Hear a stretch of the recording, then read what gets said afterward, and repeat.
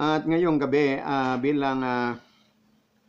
bilang pagpapatuloy natin doon sa mga atrocities na yan, ay pag-aralan natin yung 10 martyrs na mga Hudyo or mga Jewish martyrs that were killed during the time of the Roman conquest sa Promised Land, sa Israel.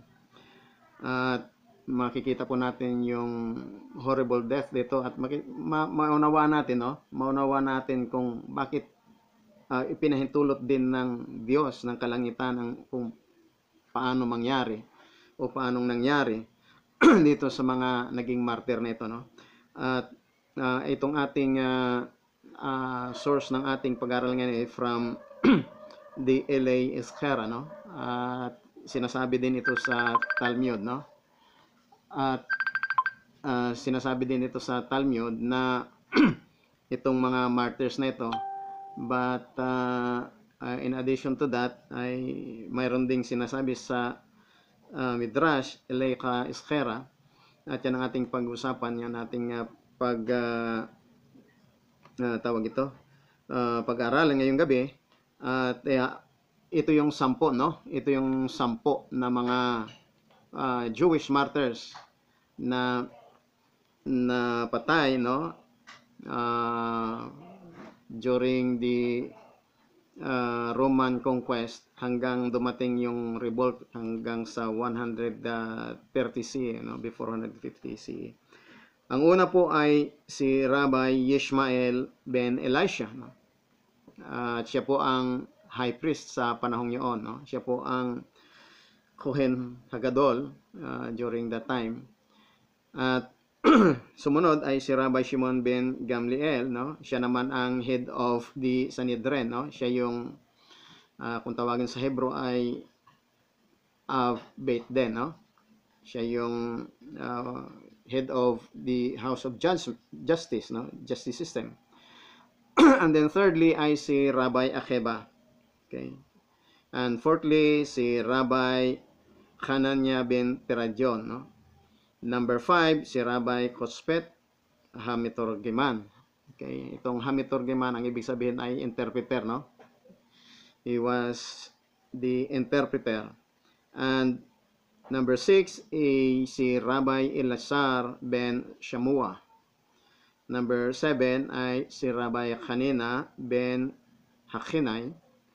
And then si number 8, si Rabbi Yeshuvah, siya yung scribe sa panahong yun, or secretary, scribe.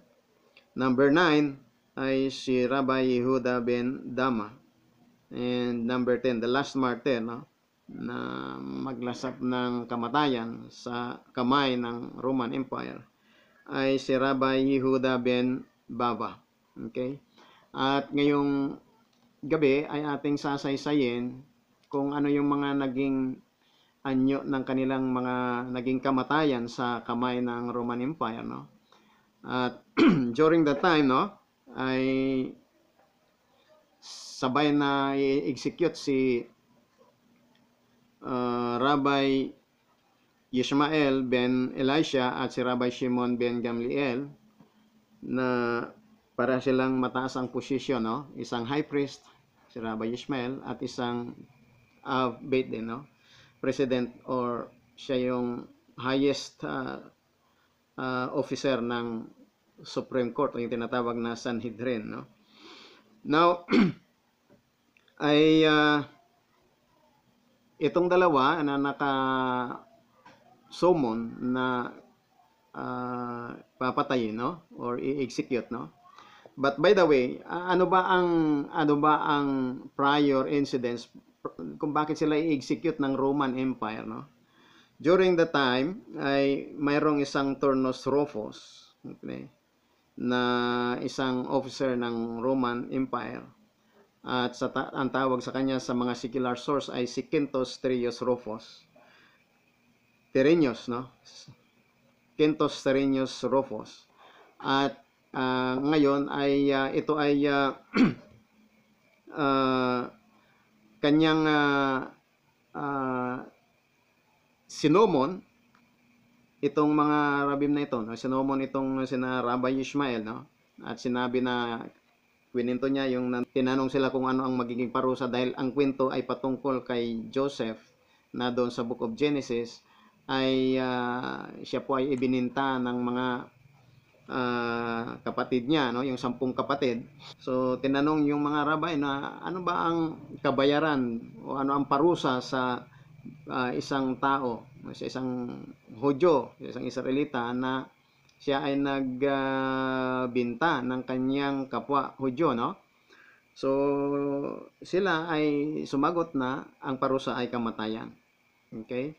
At inexact yung parusa dahil sa panahong yon ay walang exaction doon sa 10 kapatid na nagbinta kay Joseph sa mga Midianita, sa mga Ishmaelim, no?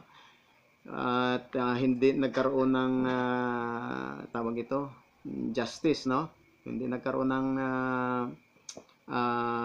pagsukat or tuos kung ano ba ang parusa doon sa nagbinta, no? But in the Torah, doon sa kay Prophet Moshe, ay ang parusa sa isang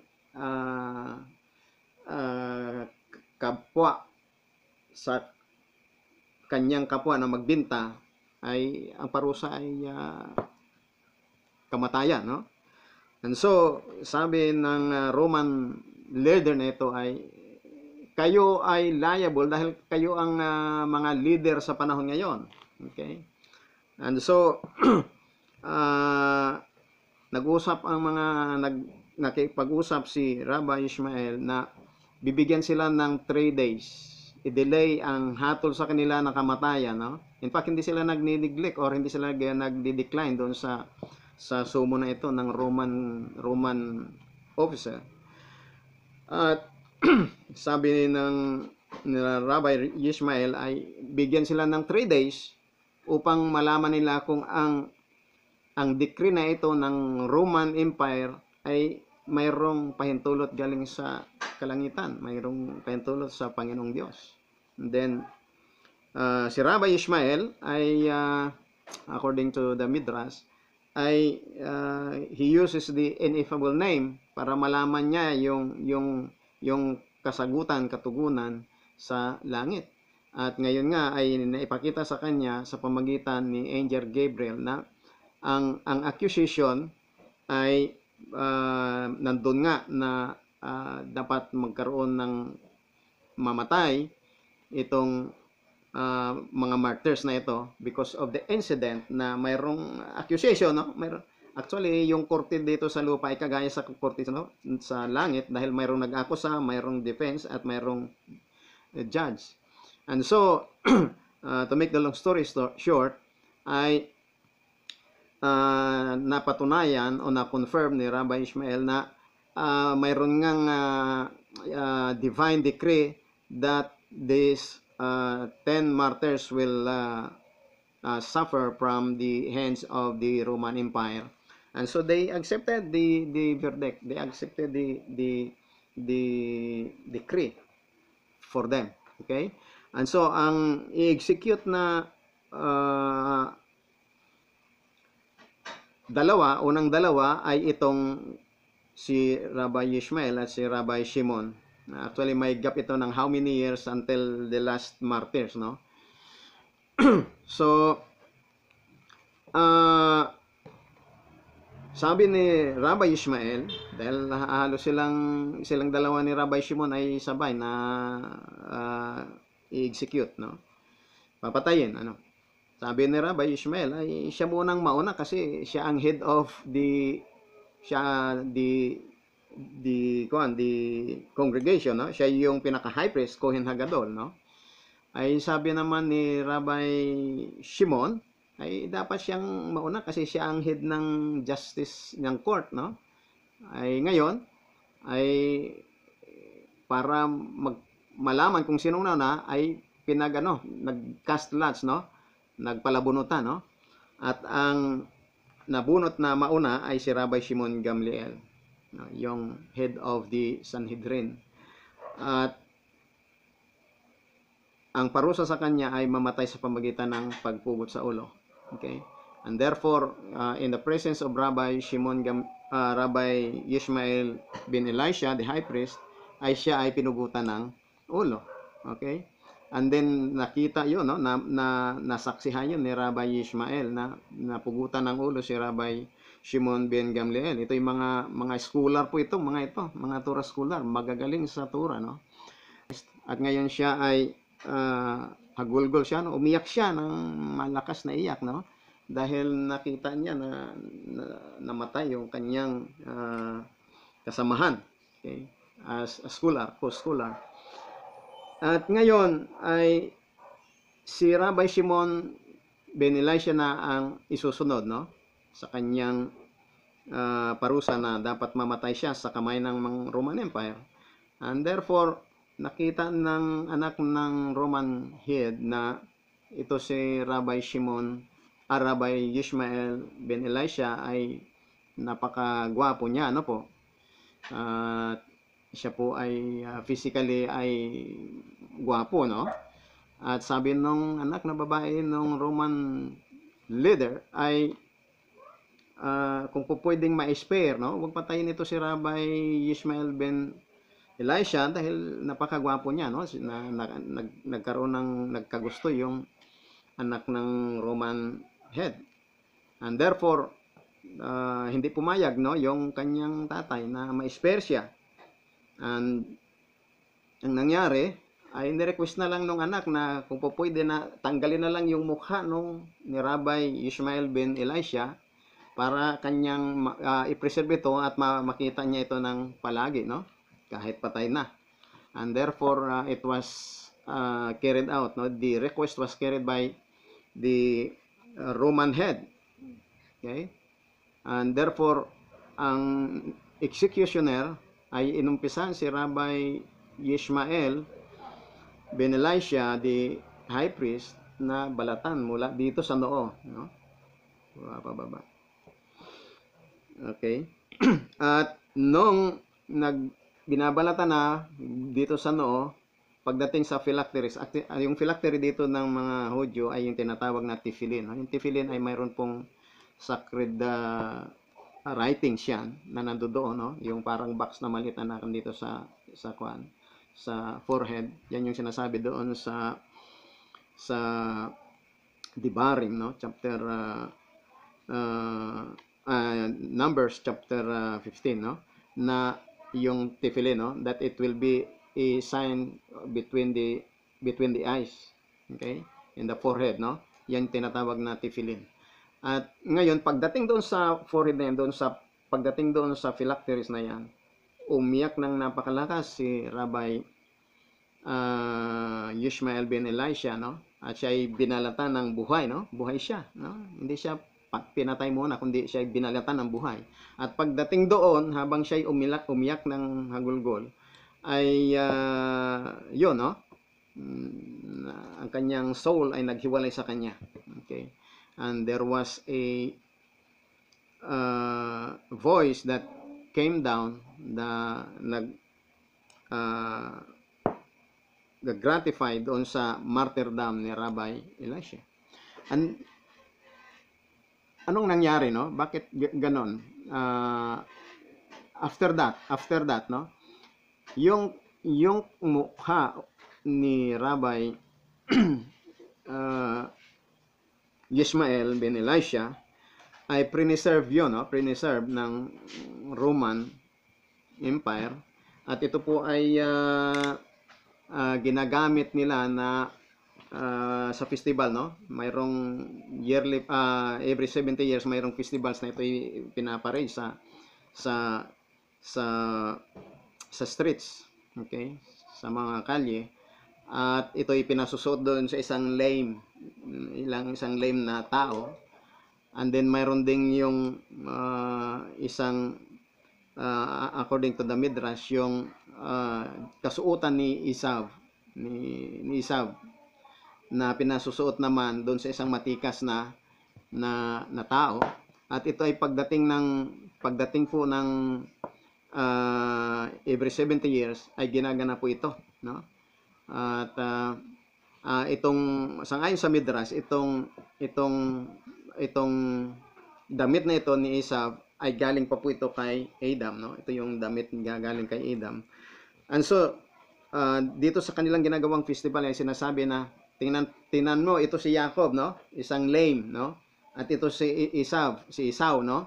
Isa'y matikas. Ang ibig sabihin ay ang katotohanan ay talagang si Esau ang mas superior kaysa kay Jacob, no? Kasi yan yung ginagawang every 70 years na kanilang festivals sa Rome. Okay? So yan po yung naging kasaysayan ng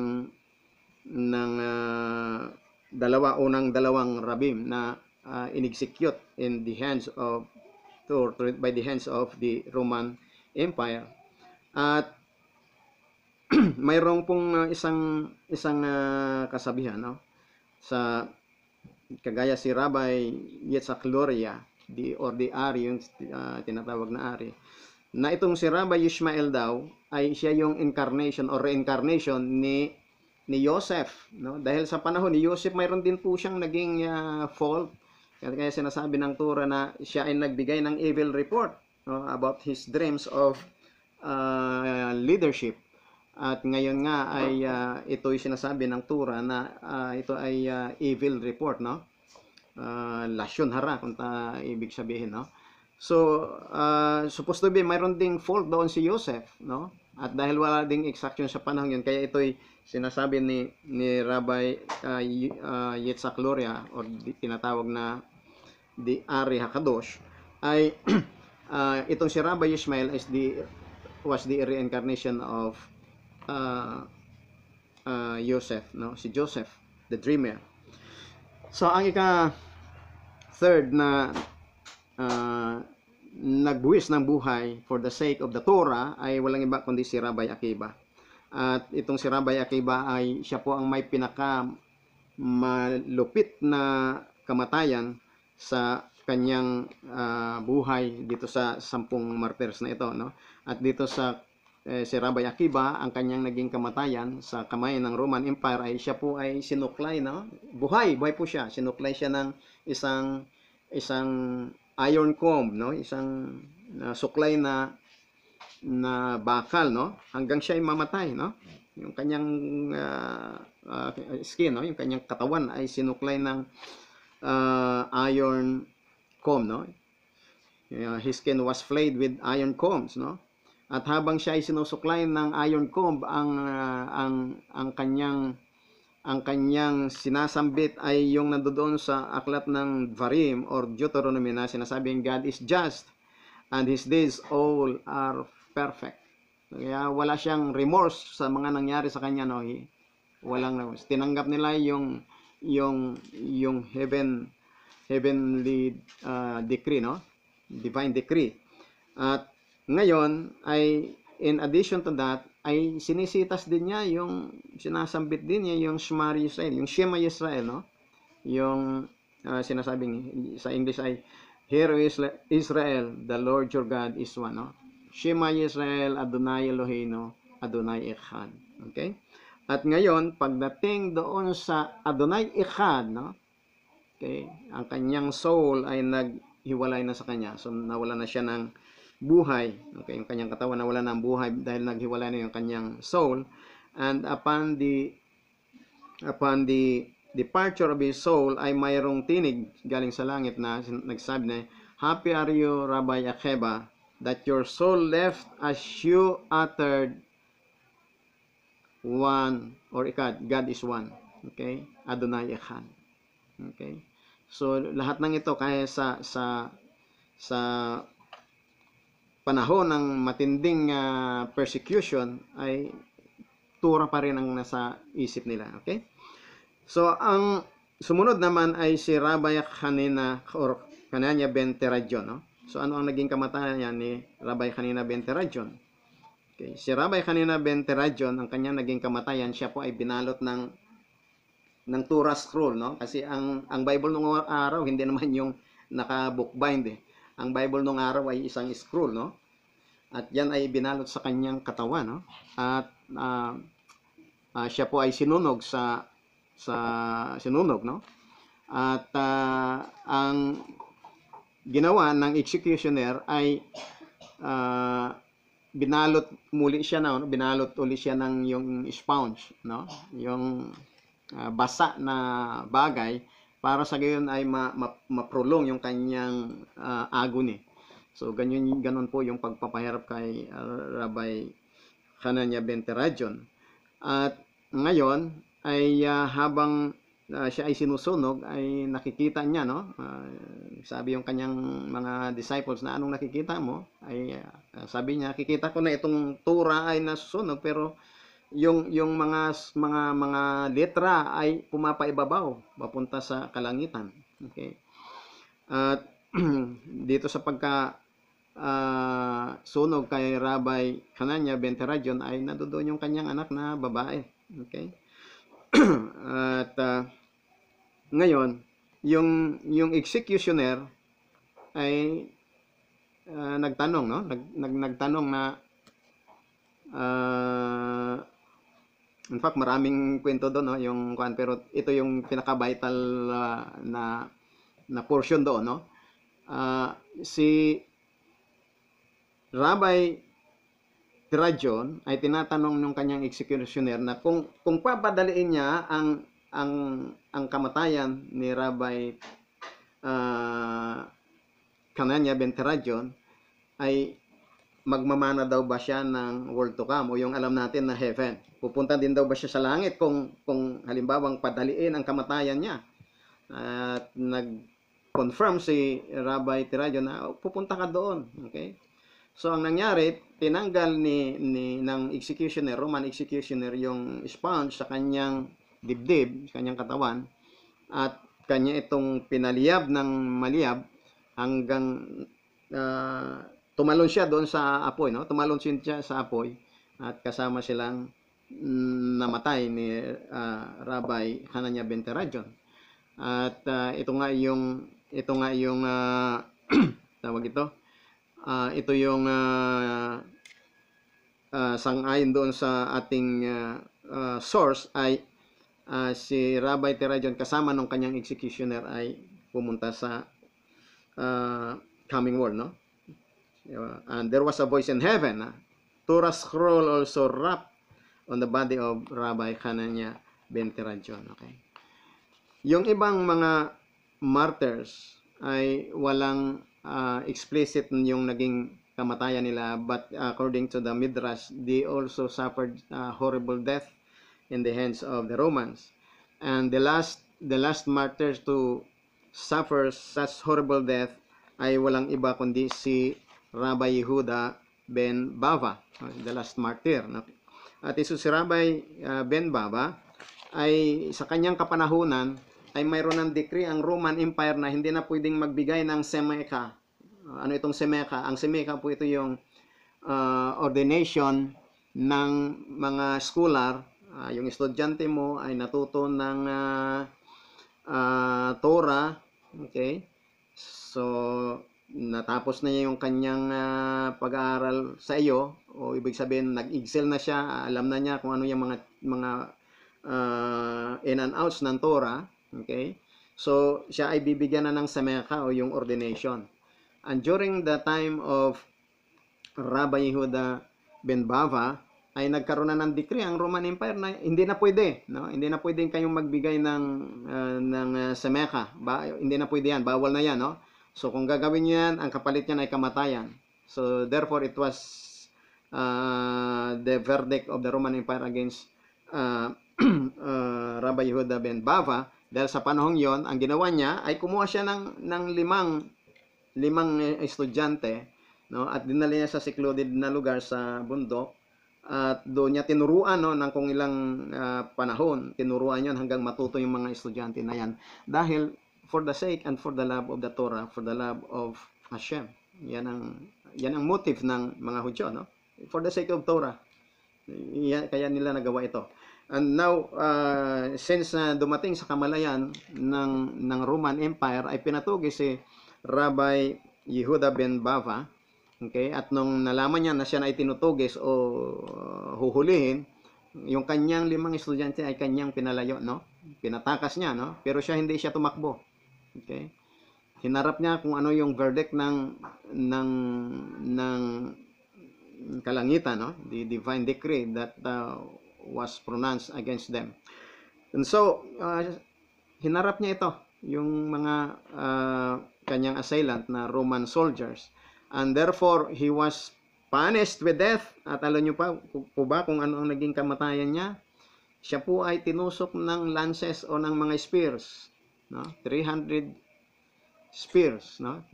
300 na tusok, no? Ganun ang kanyang naging kamatayan. So, yan po yung 10 martyrs, no? That spanned almost 60 to 70 years from 660s until the time of Bar Kokhba, no? 135 CE. Yan po yung mga nangyaring diyan, no? So, wala po tayong mabasa yan sa New Testament na ganyan ang nangyari sa. They were not Christian, they were not follower of Jesus, no? They were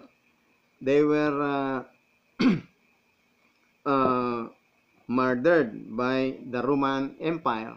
At ang Roman Empire nga ay ito nga ay ang kanilang almost leaning ay towards the new sect of the Nazarene, no?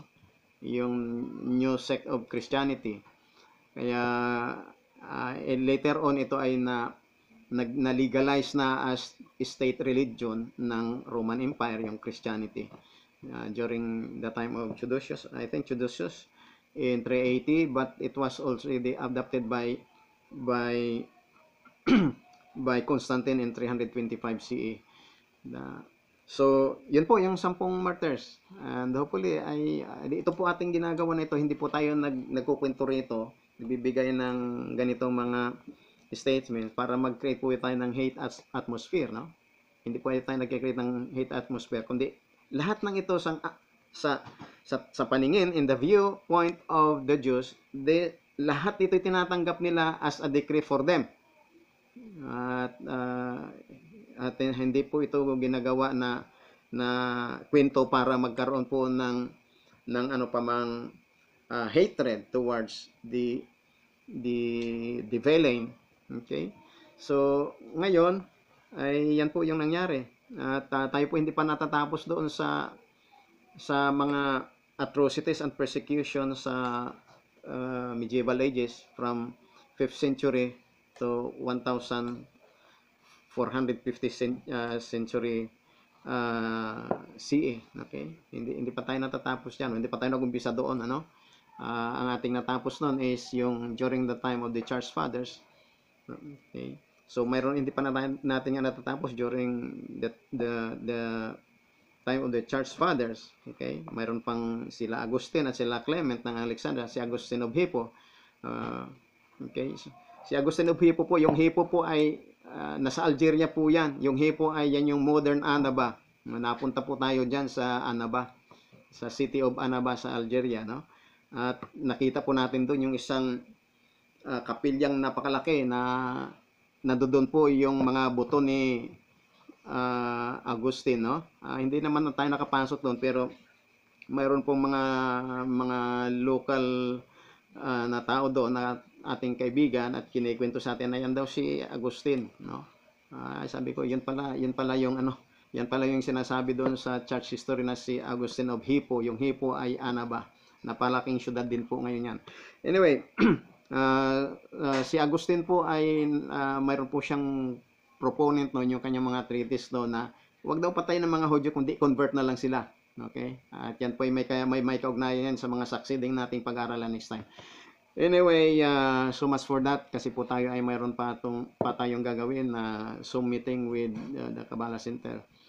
Ay nais po nating magpasalamat sa lahat ng nakapanood ngayon at magpapanood pa nitong ating mga recordings na ito pag ito yung ating ma-upload. We thank you so much and we want to bless you with love and with the mercy of Hashem, the God of Abraham, Isaac, and Jacob. Shalom, shalom.